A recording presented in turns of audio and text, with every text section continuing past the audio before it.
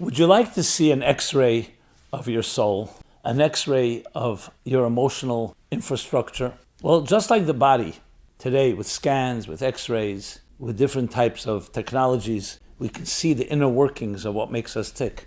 We have a blueprint that will give you a picture of the spectrum of your emotions, an understanding how they work and what you can do to improve them. Check out the description below, the special Omer book, 49 steps, personal refinement, character development, understanding and cultivating the very nature of your emotional being. When you start hearing about years and years of planning, that these protests are not just spontaneous outbursts, you realize it's not exactly what was going on in the 60s with the Vietnam War. Even though I'm sure there was also political motivation there and much behind the scenes, but there was a sentiment among the students and among the country that was turning against the Vietnam War. Here, there's something far more insidious happening. That's very clear. There, nobody attacked other students. Nobody attacked any particular country and particular race. It was a protest against government policy, wanting to end the war. There are many, many differences. But above all, think of it this way. A university is supposed to be a place where all ideas flow. All ideas. Pro-Israel, anti-Israel.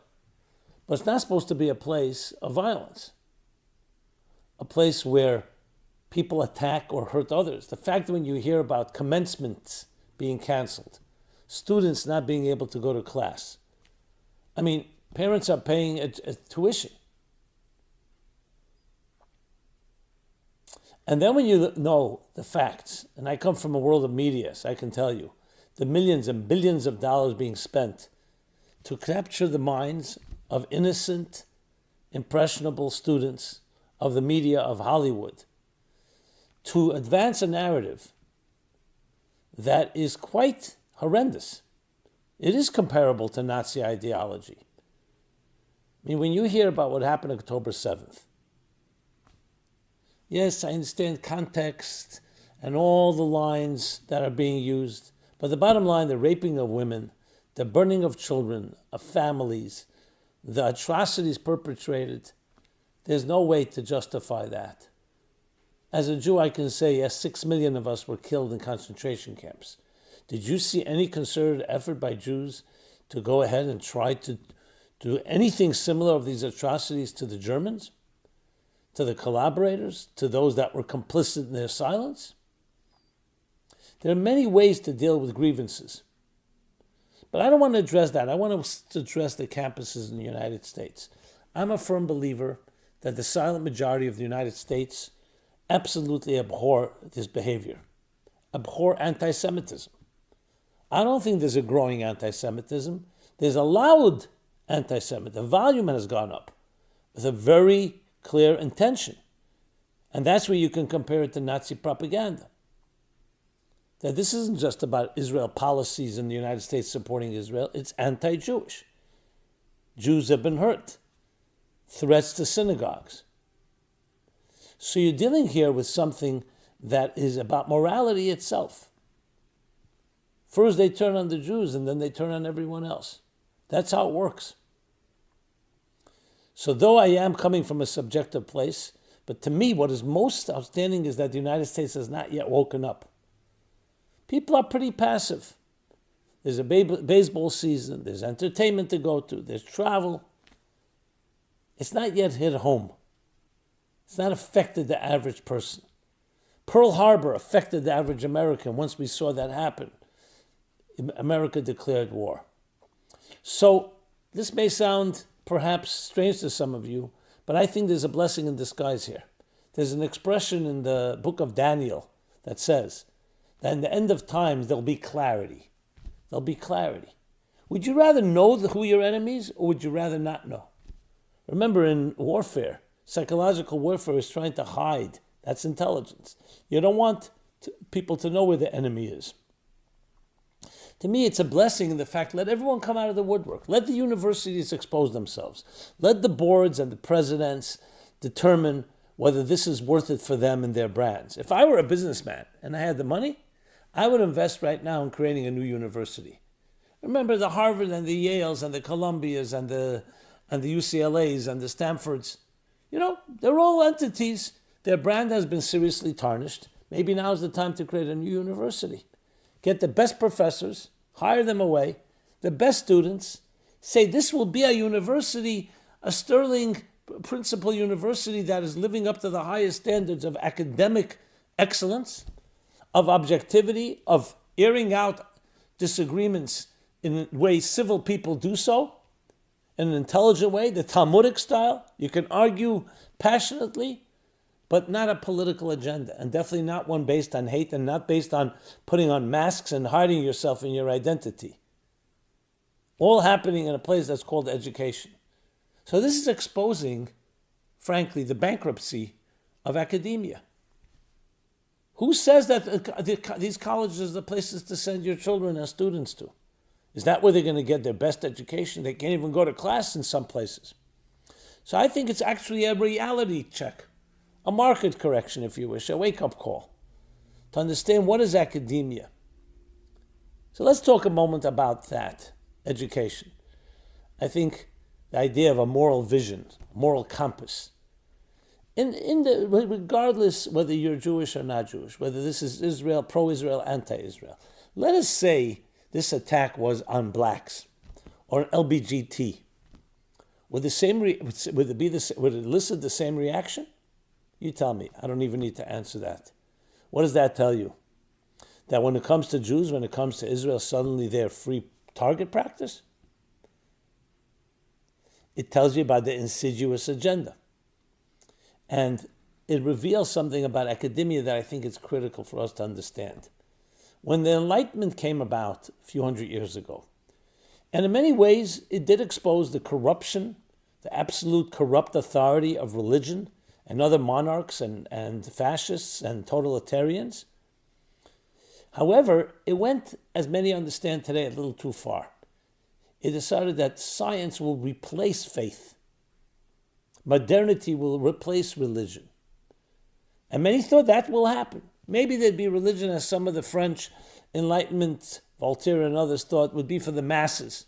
But the intelligent people would reject because it's superstition.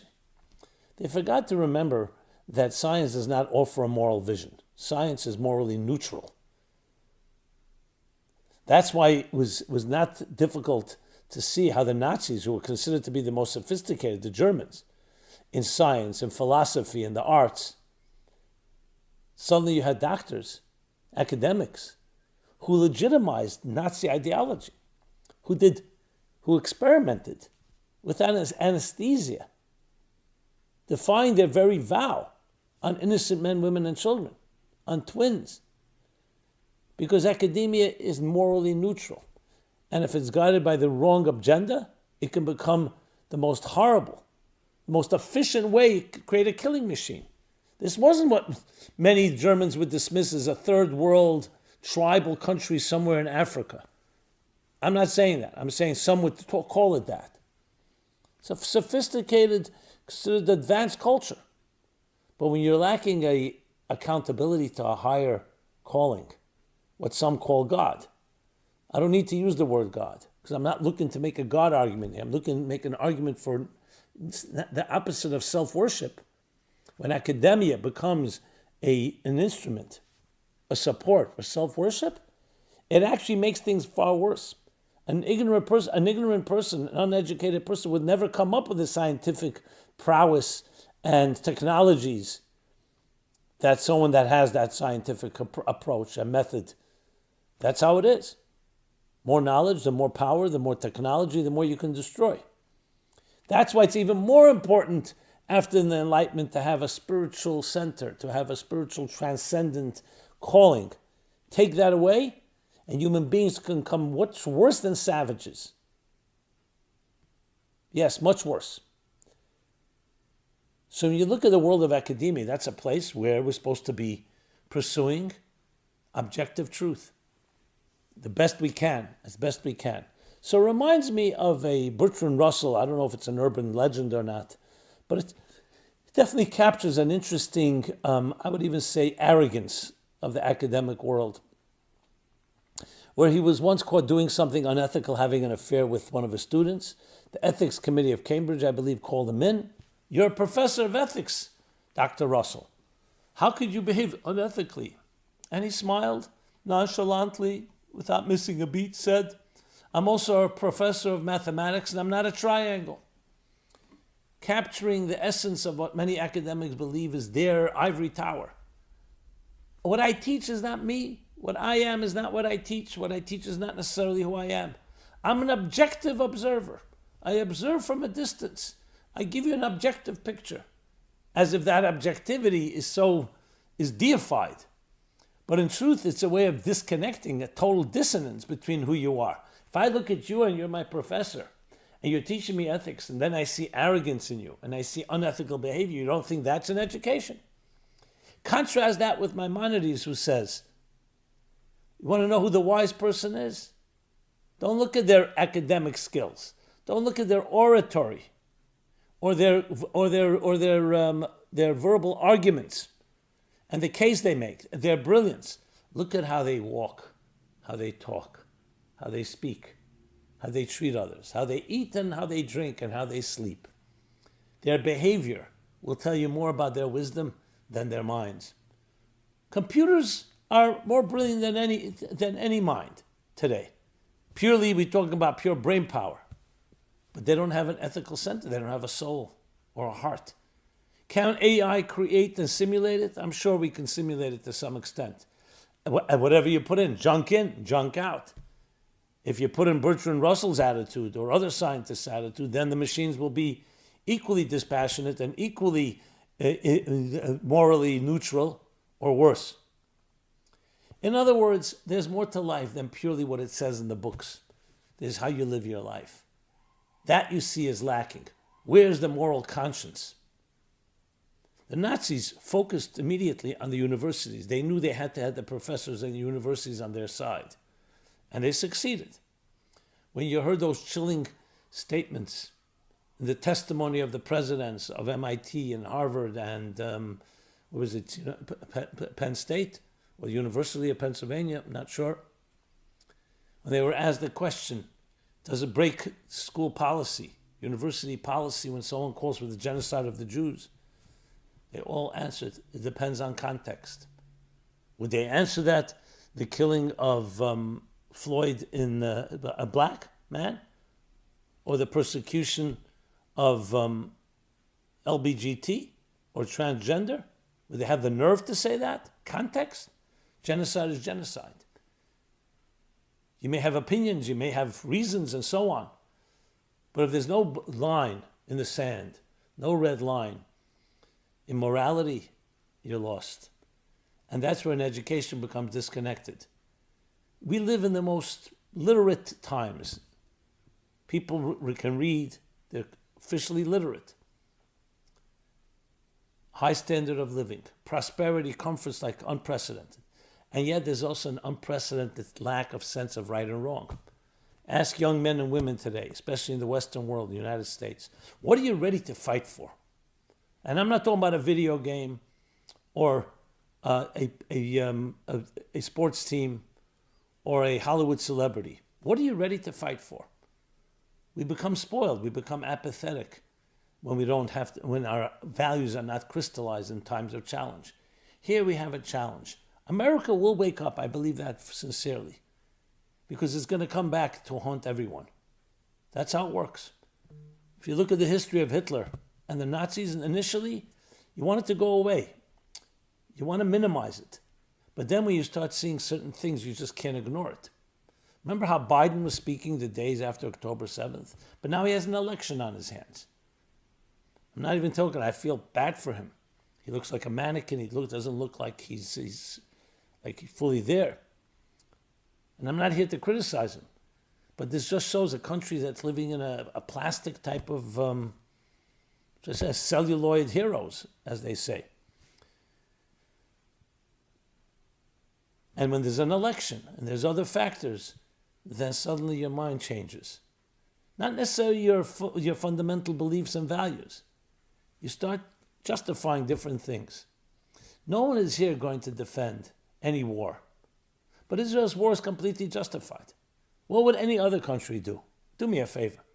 What would the United States do if 300 drones and missiles and ballistic and so on were suddenly hit New York or Washington, or even if they were destroyed in the air, but they came from Canada or Mexico? What do you think would happen?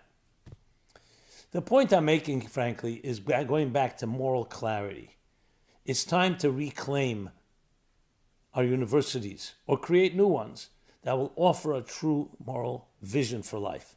That is the single most important thing. Not doctors and lawyers and accountants and computer programmers and financial advisors. A moral center, a heart, a soul. What do we stand for? So at the end of it all, it is a blessing in disguise. We all wish it wouldn't happen, but this reveals things. It forces you to take a stand. Now, initially, as always, early adopters are far and few. And in between, far and in between, they say, right? Or few and in between, whatever the expression is. But slowly. So, as time passes, I believe more and more people will realize what's going on and understand that it's time to take back control over the minds of our children who are being poisoned, or even worse, due to ignorance, are a breeding ground for any radical, ridiculous is not even the right word, distorted fabrications, propaganda, and lies. So what do? The best defense is offense. It's speaking up, as I'm doing right now. It's providing clarity. You, I, we all have that responsibility. A little light dispels much darkness. A little intelligence, I'm talking about true intelligence, dispels ignorance. Oscar Wilde famously said, it's not that today more people are literate. Is that today illiterate people know how to read. Think about it. Now you may say he's not exactly the moral paragon either, but it doesn't matter, it's a good line. The point being is education is much more than knowledge. It's much more than data. It's knowing not what to think, but how to think. How to think like a decent person. The founding fathers of this country are another example. They came from the persecutions in Europe. They came from the dominance of King George. They were apologetic in the Declaration of Independence. That finally people have to take a stand, however. And they took a stand, and that pressure created a country based on fundamental principles that are unwavering. We find these truths to be self-evident, that all men are created equal, all people are created equal, and endowed by the Creator with inalienable rights. That is the foundations, the inalienable rights. Yes, you have the right of freedom of speech and freedom of expression, but you have no right to take someone else's freedom away, or in any other way to impede someone else from pursuing their rights. These are the fundamental principles, and they're not being stated clearly enough. That's what we should re-embrace. And we don't have to recreate the wheel. It's all there. It's all written. The Constitution and the Declaration doesn't talk about how to create economic opportunity and so on. It says, feed, nourish the very core essence of human freedom, and people will thrive. People will contribute. People will build. They'll innovate. And look what happened. But in some ways, we've lost our way. But the good news is the fundamentals are still there. And we can find that way again. But we cannot be quiet. We have to speak up. And this is not about pro-Israel, anti-Israel, pro-Jewish or anti. It's about pro-human, pro-life, not anti-life, not death. There's distortion of creating a moral equivalence, as if certain death is allowed. No, unacceptable. 34,000 civilians, they say, are killed in Gaza. I don't even know if those numbers are true. Who's to blame? Tell me, who's to blame? Those that refuse to lay down their arms. Had Hamas surrendered and returned the hostages, and especially had changed their constitution, you wouldn't have any deaths. Imagine they did that after killing 1,200, massacring 1,200 innocent men, women, and children. Had they done that, what do you think would have happened? They wouldn't have attacked Gaza. Surrendered, and then terms would have been dictated by the winner, unconditional surrender by the enemy, by the loser, and that would be that. Nobody talks about that. They've changed the narrative. That's how you get ceasefires. Imagine the Germans in the last days before Berlin fell said, okay, you know what? We'll give you a few hostages, a few Jews that are in the concentration camps. It's not how it works after what you've done. Unconditional surrender, and the winner dictates the terms. Nobody talks about that. So it's a clearly great propaganda campaign. I cry for every innocent person dying, but you have to know who's killing them. Yes, who's killing them? Talk about Rafah, talk about the civilians. There's a reason why, because Hamas is surrounding themselves with civilians. To me, these are obvious truths, and I hope to you as well. And now the campuses, the complete distortion. Sit down someone, have an intelligent conversation, and they'll tell you about colonialism and about apartheid and about oppression, and how Israel are like the Nazis, and they're keeping them under occupation. What would have happened had the Hamas spent the billions of dollars and built resorts? They have beautiful beachfronts there, Mediterranean, and they'd have $1 billion or millions of dollar industry of tourism. What would have happened? No. It's a war. Yes, it's a war against Israel, once against the Jewish people. I hope the silent majority wakes up and begins to talk, and begins to talk firstly at the elections, to vote for the right candidates. I'm not going to tell you what candidate to vote for, but vote for candidates that will stand up for a moral vision. Do we have such candidates today? Well, that's another discussion. But my point is, we need to be clear about what is right and what is wrong. And this is an opportunity of a lifetime. In a lifetime. These things don't happen every day. So what's going on the campuses? What's going on is a revelation, a revealing, an exposure, I should say, of a decay that's been happening for years and years and maybe decades and maybe centuries. And finally you see it expressing itself this way, rearing its ugly head. It's a direct result of a concerted effort by very bad forces in the world that are trying to take control and affect the pure minds of American young men and women. And we have to fight it with everything we have, because that's what the United States is about. I would litigate these universities and their boards, let them be litigated for discrimination, lawsuits, class action suits, parents, what are they paid for their tuition? Should government funding be going to discriminatory universities that are protecting, that are not allowing students to be protected, that are allowing political voices to dominate, that threaten others? The list goes on. We have to take control. Take control back. We have to take control back of our universities, of our youth, to allow free ideas to flow, to destroy the cancel culture, to cancel the cancel culture, maybe is the right word, and come back to having civil discourse like intelligent, sensitive people, as it was from the beginning of this nation's founding. This just touches the tip of the iceberg of some of the ideas that I'd like to share. I'd love to hear your feedback, your thoughts, your comments, your agreements or disagreements. Let's talk about it. That's the first and most important step of all. This has been Simon Jacobson, Meaningful Live. Meaningfullive.com is our website. Please subscribe to all our offerings, to our many offerings, to our YouTube channel. Please share. And again, love to hear your feedback, thoughts, and comments and suggestions. Be well and be blessed, and may God bless America and God bless our men and women of this country, our boys and girls, to find that clarity that's necessary. May we rise up and show the world what it means to lead a country, lead a world with a moral vision and a moral compass that allows everyone equal opportunity without any oppression, without fear, and without any intimidation. Only beautiful things. Thank you and be well.